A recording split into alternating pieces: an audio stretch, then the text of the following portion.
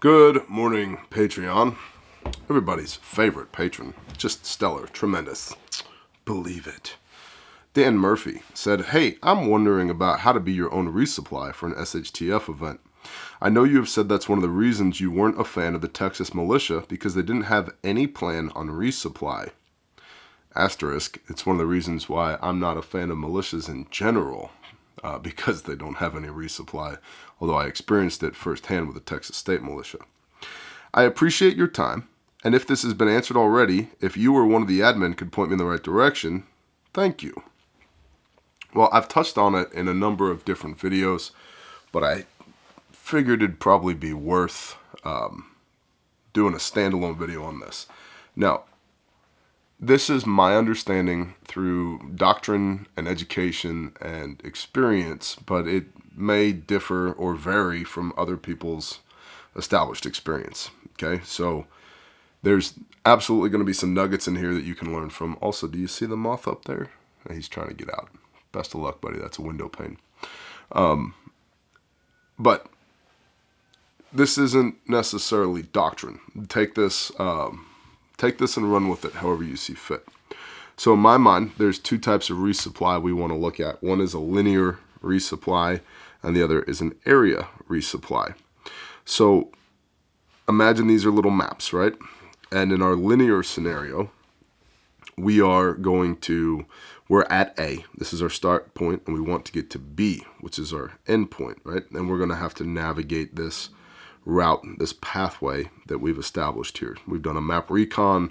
We know that we're going, if we have to go this way, this is the way that we're going to go. But let's say this is 100 miles, which, regardless of which prepper fantasy novels you read, is a far distance to cover on foot.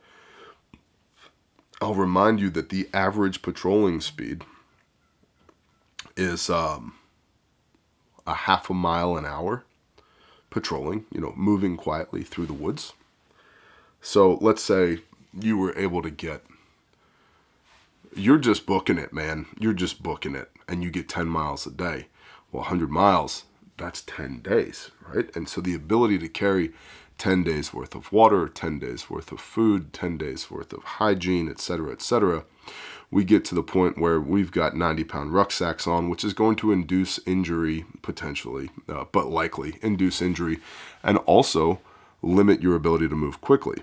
And so that's where we look at establishing pre-positioned caches, resupply, somewhere along the route, where we determine, hey, right about here and right about here, I'm going to need some stuff. By the way, this is done in the ultralight hiking world all the time, usually in the sense of these are cities or towns along the route that have been established in part or in whole to supply ultralight hikers as they move through this route. So they have pre-positioned resupply locations. So the goal being, let's say that this one's, the first resupply point is 30 miles in, and then the next resupply point is 70 miles in, and then the final jump here from second resupply point to B is another 30 miles, right, for a total of 100 miles. So when we step off from A, we need to do our PCCs, PCIs, pre-mission checks, pre-mission inspections. Does everybody have water? You know how many times I've said, does everybody have water? And they're like, yeah, I have water. And I'm like, cool, let me see it. And they pull out their Camelback, and it's only half full. And all they have is that 3-liter Camelback, right? If we're walking 30 miles, I'm probably going to want to have more than 3 liters of water with us. And yes, you should also be able to identify areas to resupply things like water along the route that are more than just Cache 1, Cache 2, all right? So we step off from A, fully loaded, ready to go, and we get to resupply point 1, and then we top off with things like probably food, predominantly, and we're going to get into what we're going to stock here in a moment, but predominantly food, top off our water, etc., anything else we might need, and very likely leave this cache in place, this resupply point in place. It should be well hidden. You access it, you extract what you need from it, you hide it well again, then you move on by a circuitous route, and then you move on to resupply point B. You do the same thing. You access the cache, you take what you need out of it, you hide it again, move on finally to your endpoint, okay? Where at the endpoint, there should be stuff as well, because this is B, say this is your bug out location. There should already be stuff at your bug out location, because you're going to need water and food and commo and medical and batteries and everything else when you get there, okay? So that's linear in a nutshell. We're moving from A to B. This is the route that we estimate we're going to take. Therefore, given the route, the length of the route, the time that is going to be expended to make this route, we're going to know that we're going to need at least 2 resupply points. You could, in theory, put 3 or 4 on here, and in case it takes longer to traverse this 30 miles than 3 days, which in all actuality, it probably will, especially if you're moving with women and children. It's probably going to take longer than that. So either you're going to carry 5 days of stuff from A to the first resupply point, or you're going to have more resupply points along the line, okay? The next is area, an area resupply. So we look at, we've decided this dotted line is the outline of Johnson County, say, okay? And A is our location in Johnson County. And we've determined that if we ever have to take certain actions inside of Johnson County, that we probably don't want all of our eggs in one basket. So we have these tertiary points. We've got B and C. B to the northwest, C to the northeast, D to the southeast, and E, echo, to the southwest, right? So these are resupply points. These could also be nodes. These might be people within your mutual assistance group or your camp or your tribe or whatever you call it, your team, that have locations like this, and you have stuff at their locations. They could also be emplaced caches that are well hidden off the beaten path that you can access at any time for any reason, assuming that you can get from A, from Alpha to Echo, or even we're at C, we're at Charlie, and things have gone belly up at Charlie, and we bugged out from Alpha to Charlie, now we're at Charlie, and dude, we need penicillin. Susie's in a bad way and we need penicillin. Well, we know, by the way, record keeping is important here. We know that in resupply point Delta that there is penicillin at Delta, and so we're going to send a team from Charlie to Delta to go get it, okay? So same concept of just not keeping all your eggs in one basket, area resupply. You could also, let's say that A, right, in Johnson County here, A, Alpha is going to represent actions on the objective. We're going to send a force in here to go do something. The BLM is trying to take our land again. Okay, and so you show up with 300 militiamen and realize real quick that everybody only brought a maximum of 3 days worth of stuff. Well, we need to pull in stuff from Bravo and Charlie and Delta in order to be able to support what's happening at Alpha, okay? And then also, this super duper gets into log train logistics. Who's the teams that are moving stuff from Bravo and Charlie and Delta to Alpha? Or do we have to send bedraggled individuals from Alpha out to Charlie to access the cache and then back again, right? And what operational security risks does that present moving from Alpha to Charlie and back again? Can we be tracked from Alpha to Charlie? Yeah, absolutely. People are, especially if we're doing stuff at Alpha that has raised the interest of the locals, we don't necessarily want to go traipsing off through the woods from Alpha to Charlie because people be watching us now, right? So who's moving stuff from Bravo, Charlie, Delta back to Alpha? By the way, if you haven't figured out already, this is one of the videos where you should be looking at the screen, okay? Additionally, right, like if you use your reserve in combat, you have to immediately constitute a reserve again. If you use the stuff at Bravo, how are we reconstituting the cache, the strategic emplacement of materiel at Bravo that we used at Alpha? Who's putting that stuff back? Where is that stuff located? Is there a warehouse over here next door in William County that we have a pool of resources, and now we know because we have a logistics team? See, because not everybody who's on the team should be a gunfighter. Doesn't need to be a gunfighter. Logistics wins wars, dude. Gunfighters are important, but logistics wins wars. The gunfighters need food and water, ammo and med and everything else. So who's the logistics team that's going to get from our warehouse of stuff over here in William County and resupply, preferably without attracting any attention, Bravo and Charlie and Delta, reconstitute those caches that are at Bravo, Charlie, Delta, right? So that we can sustain actions on the objective at Alpha. Okay, so that's some concepts for area resupply. And so, again, if you bug out from Alpha to Charlie, okay, we're at Charlie now. Good, we have some stuff at Charlie, right? So these become tertiary points on the map that you can access, spider points, at any time, that if I need to, I can go basically pick a cardinal direction on the compass and I can get from where I am to where I need to be, and I have stuff pre-positioned there that I can use. Also, that's one aspect of the area. The second aspect is if we're doing stuff in Johnson County here, and we know that it's going to go down here at Alpha, being able to provide sustainment from Bravo, Charlie, Delta, Echo over to Alpha with dedicated teams to make sure that that happens can give you some of that sustainment capability on the X at Alpha. Right? So there's two different facets of the area. All right, so then we get into the question of what should we stock?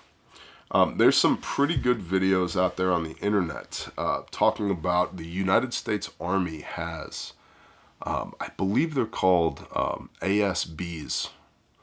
I could be wrong though. It could be ASVs. I don't exactly remember, but I believe they're called ASBs, Army Supply Bases, and that there's 7 of them in the world, and they're huge. And for example, part of the Air Force's Air Mobility Command is when we spin up for war, we decide, that's it, we're going in, boys.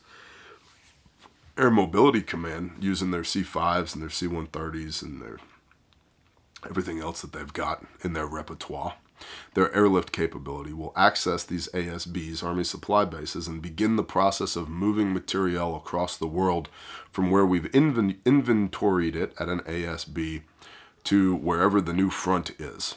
Okay, the United States DoD acknowledges in their most recent report that they have 514 static bases around the world. Those are the ones that are acknowledged. Much more likely that it's 2 to 3 times that number, because a lot of these places are, just little, sandbags on the side of a mountain somewhere. So they need to be resupplied.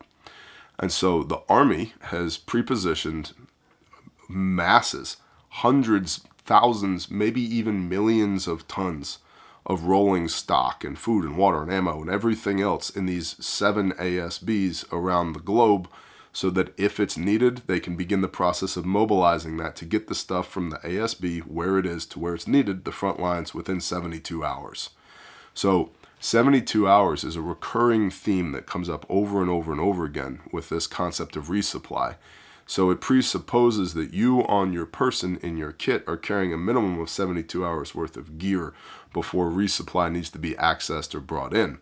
And part of the issue that we have from a preparedness standpoint is that we don't have UH-60s with winch lines, right? We don't have that. The CH-47s and 53s are not coming for us. The gun truck is not going to roll up and throw you a couple cans of ammunition. Very likely not going to happen for us. We don't have the funding. We don't have the training.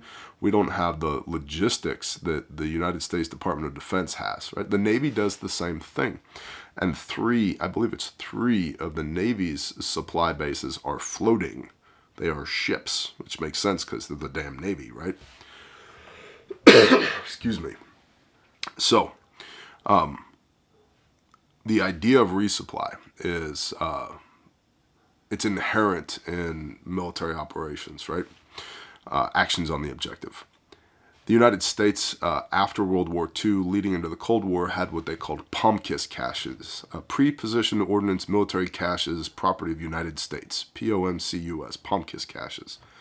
And that had in it all types of stuff, CBRN stuff and uniforms, and not just uniforms, but civilian clothing for people to be able to blend in, and weapons, subguns and ammunition and documents, falsified documents, and tactical nuclear weapons, suitcase nukes, and all kinds of stuff that we left all over Europe in case the Soviets ever got jumpy and started heading westward from, FSU, former Soviet Union, which at the time was the Soviet Union, into Europe, that we had these pre-positioned ordnance caches around Europe that military personnel could access, crack the boxes open, dig them up, get the stuff out, and then potentially employ suitcase nukes, pocket nukes.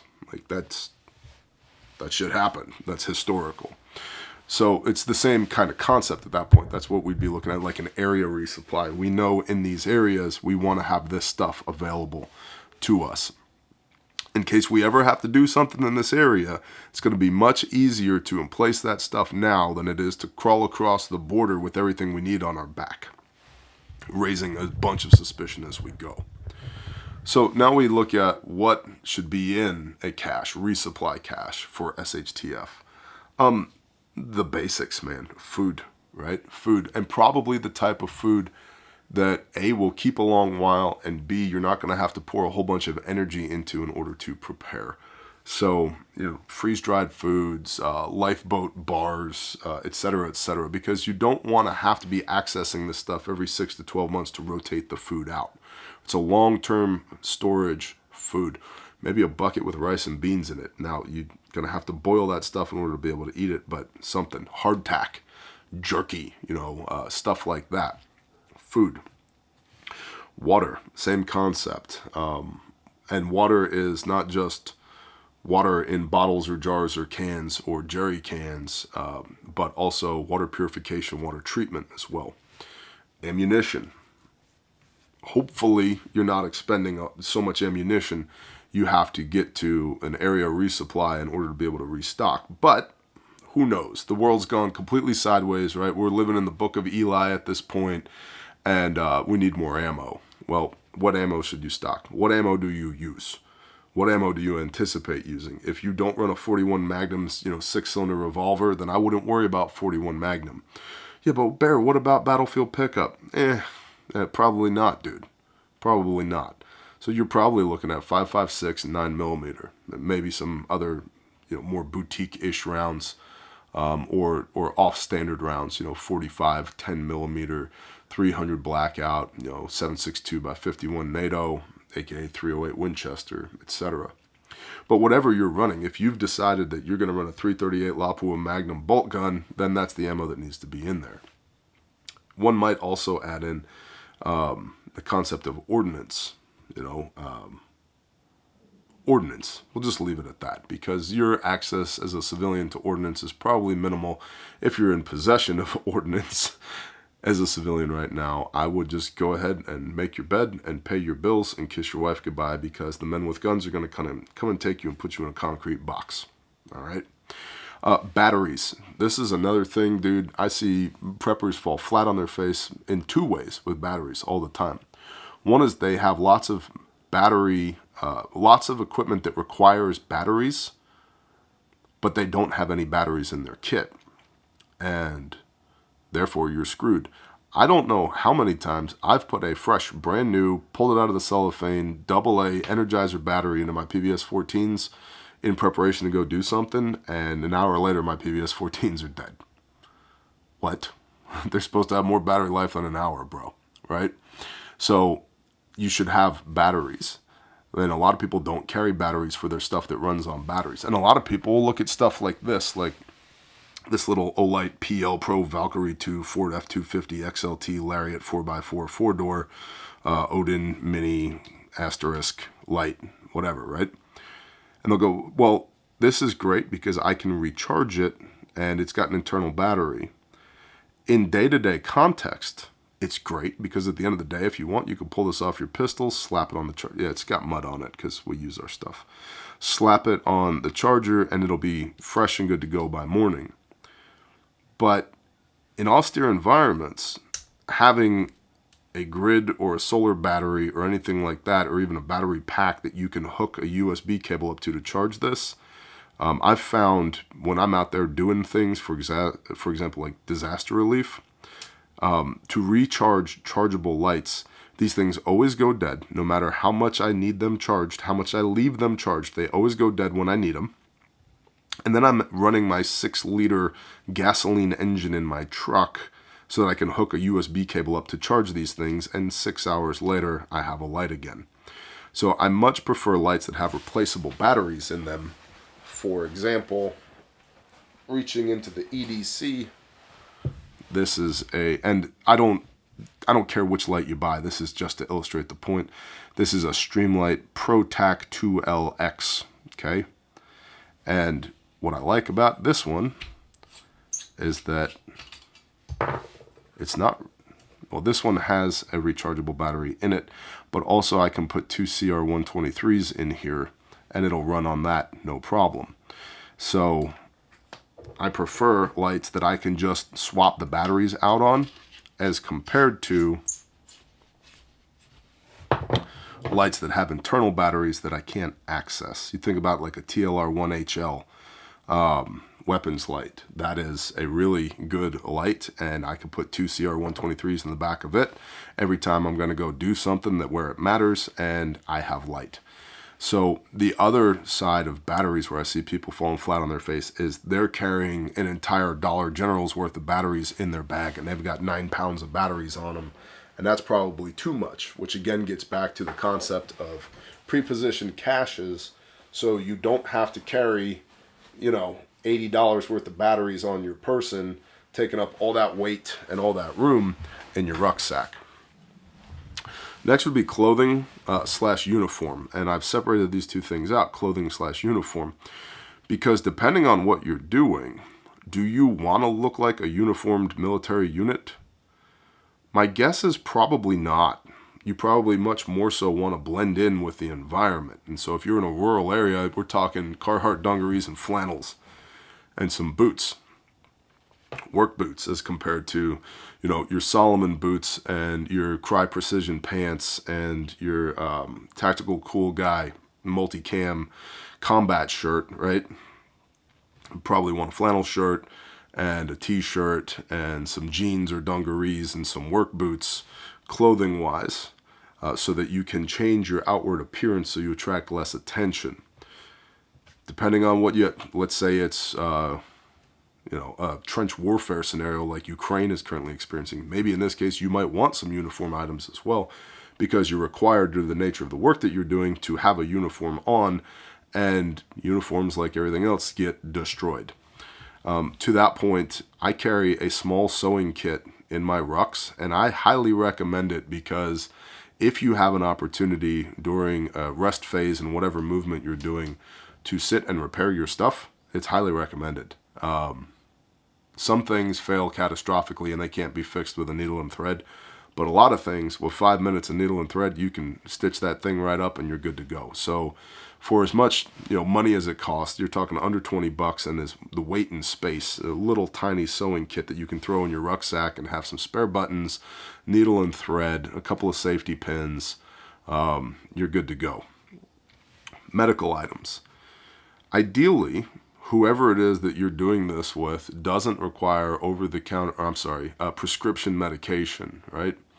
But that's not always the case, and we don't get to pick and choose necessarily who it is that's going to be on our team doing hood rat shit in the woods when the world ends, right? And so if you have somebody that requires prescription medication to not die, there should be stockpiles of that in your tertiary points, right? Your resupply areas. Plus, I brought up earlier, like little Susie has a fever and we need penicillin. And by the way, do you have a medical history on all your people? Because some people you give penicillin to and they die. So that's a problem, right? We don't want to do that. So having a medical history of the people on your team, and having your medic having access to that medical history, possibly in a journal that they carry around on their back in their kit. Pro tip perhaps. Other basic things like blood type. Right? You give somebody the wrong type of blood, they die. Some people have allergic responses to otherwise innocuous things like lactated ringers, right? So we need to know these things.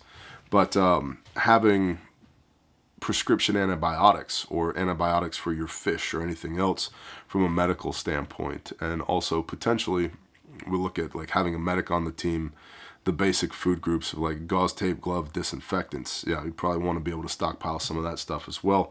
And then, of course, your trauma medicine stuff, tourniquets, pressure bandages, chest seals. Equipment. Equipment could be anything. Dude, it's met TC. It depends. What equipment do you need? Are these ARs that are soaked down in rust inhibiting grease that have been stored for long-term storage that you go dig up if you have to bug out. Maybe it could be, or Mossberg 500s and PVC tubes or whatever. It could be that. It could be radio. It could be nods and thermals. It could be a knife and fire kit. It could be PEC 15s, UAVs, drones, whatever. Equipment, it covers a wide variety of things. Whatever you think that you will need. And depending on the size of the cache, you're going to be constricted by the size of the container, right? If you have the ability to, if it's a root cellar on an old farm that nobody accesses and you can fill it full of stuff, cool. If it's a 55-gallon drum, there's only so much stuff that's going to fit inside of there. Fuel is another one. Depending on what we're doing, if it's an area resupply and we are accomplishing logistics through the use of internal combustion engines, then fuel, diesel, and gasoline. Yeah, but Barry, it only lasts for a year or two with treatment. You're going to have to tend these things, by the way. Like, set it and forget it to a point. But things that have a shelf life like fuel, yes, you're going to have to tend them. Swap that fuel out over time. And the more you do that, the more you access your prepositioned caches, the more likely they are to become blown. So that's something to consider as well, right? Because the more time you spend going in and out of the location where these things are at, the more likelihood there is that somebody's going to observe you doing that and then begin asking questions. Why does that person keep going in and out of that old storm cellar or root cellar on that old homestead? Nobody lives there. I wonder what they're up to. And now you've got people with binos watching your every step because your pattern of behavior doesn't fit the pattern of life in that AO. Okay? But fuel, that could be propane, it could be lamp oil, diesel, gasoline, mixed fuel, whatever. Shelter, and you need to determine what shelter looks like. It might be a whole bunch of medium GP tents to stand up your 300-man militia in. It might be ponchos and ground liners, whatever, paracord, cordage, tent spikes, whatever.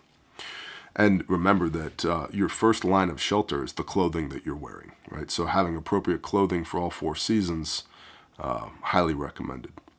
Money. I think this is one that's highly overlooked, and a lot of people will think like, I'm just going to put silver in there. Well, it depends on the context with which we're operating, because today, if I walk into Starbucks because I need cover for action to go talk to a guy and I hand them a silver round instead of a $10 bill, that's going to raise some eyebrows. And so money of the land, whatever it might be, if you're in Uganda, you want Ugandan currency. If you're in America, you want American currency. If you're in France, you want francs, right? Money. And money, even in times of chaos, goes a long way towards getting stuff done. Did you know that in Kenya, the average Kenyan pays 16 bribes per month? It is a bribe culture. That's all accomplished with money. All right. So, and that comes a huge part of this, which we haven't really touched on, but we need to, is called area familiarity. How well do I know Johnson County? What do people wear in Johnson County? What kind of vehicles do they drive? How do they behave? What's the socioeconomic status, median average income for Johnson County? What are the top 10 industries in Johnson County? Are they farmers and agriculturalists? Do they cut timber? Do they work in a coal mine? Blah, blah, blah, blah, blah, right? What are the local sports teams? Because if it's the Johnson County Vikings, okay, it'd probably be good to have a Johnson County Vikings t-shirt or letter jacket or ball cap or something like that in with our clothing in our pre-staged cache that we're going to operate from. See what I mean? Because if we're talking low pro here, we want to fit in. And very few things go farther to say this guy's from here than wearing the local colors of whatever the sports team is, right? Like the softball team, football team, whatever. So area familiarity is super important. And that gets back to what kind of money do they use, right? Barter. Do you need any barter items? Probably not, honestly. And I think barter is one of the things in preparedness that a lot of people put too much stock into. I've seen a lot of people who stock hundreds of Bic lighters so they can barter for them, but they don't have their year's worth of food put up. I would rather you put food up than have to trade Bic lighters for a meal, right? And so maybe there's some miscellaneous barter items in there. Maybe there is some Bic lighters or magnesium, or fire rods, ferrocerium rods for starting fire. Maybe there's that. Maybe there's some silver. Maybe there's, whatever else, handkerchiefs, useful items, possibly. But again, you're restricted by the size of the container. So practicality first, need to haves first, and then nice to haves. To that point, maps and any intel that you may have gathered. At maps, it's really important that you're not marking your maps. It's one thing to have a map of Johnson County. It's another thing to have a map of Johnson County with all these points laid out on it and your routes traced out, and to build out a spot map of Johnson County where everything's labeled. That's a high piece, or a piece of intelligence with high value. That indicates that people are operating in this area. Having a map of Johnson County is still an indicator, but if you start marking it out, that's absolutely an indicator. That gives somebody like me a lot of meat to work with to try and reverse engineer what it is you're doing here. So if you have maps, make sure they're unmarked. Intel, if you have intel, it should be encrypted in such a way that it's not on the 14th of July, we're going to go to this place and do this thing, and it should be encrypted with the words that you use. It could even be a key that goes to a book that, only a handful of people have. The Lost Books of the Bible by Joseph B. Lumpkin, right? And so you want to take the key that you have in here and then apply it to this book. And then I know on page 394, line 29, word 3 is end.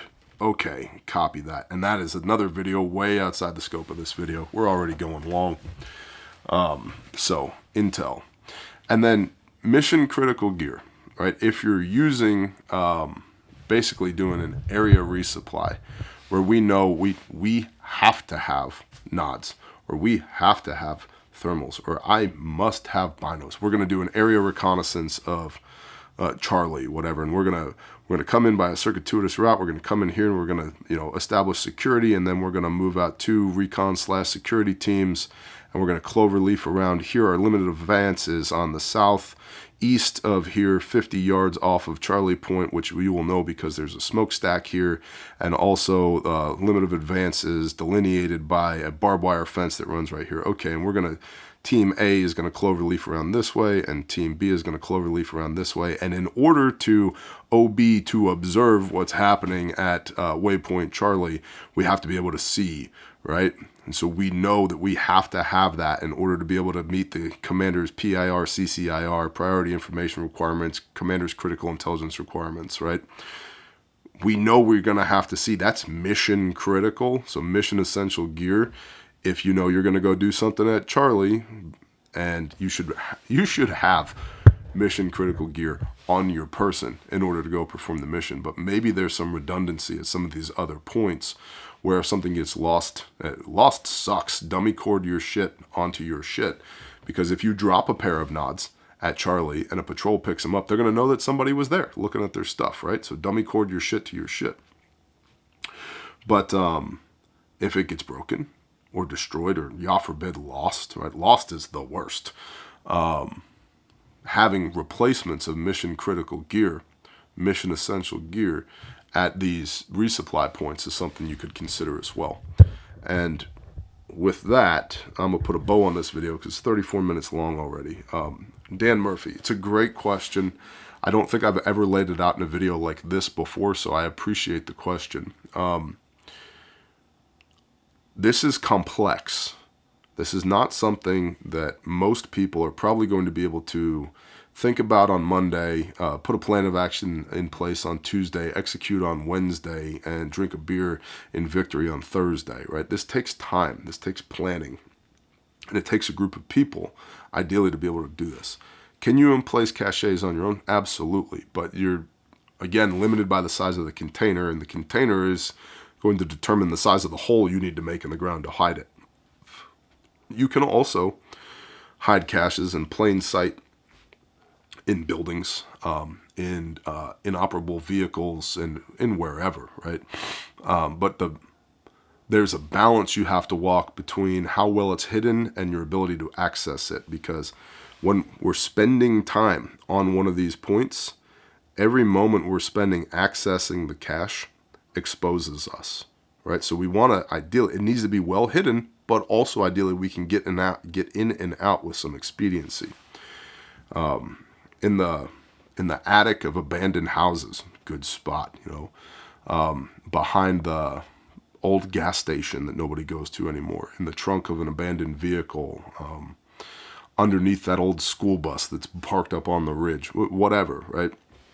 So, or dig a hole in the ground, and groundwater is your enemy. So understand the lay of the land and where the water runs and all that, which comes back to area familiarity. So they're important. I think they're highly overlooked. And I also think, in a large sense, they're taken for granted. The idea with these resupply points is to sustain, right? Shoot, move, communicate, sustain. It's to sustain, to allow you to continue operating. And that is all defined by, what I need is defined by what's the mission set. And if I understand what the mission set is, then I can reverse engineer a plan, for example, like this linear resupply. Where do I need to locate resupply, and what does that resupply need to contain? So all that comes from the planning phase, which most preparedness-minded individuals are horrendous at. They're more reactive than proactive. And so we want to get out of the reactive mindset, get into the proactive, and start honestly doing map recons, pulling out maps, looking at stuff. If we have to do this, then we're going to need this. And then reverse engineering a plan to be able to supply this, whatever this is, at these critical points so that we don't fail. Because failure looks like people dying, and we don't want that to happen. Thank you, Dan Murphy. Great question. As always, I'm interested in your comments down below. Bless y'all, Patreon. Shalom.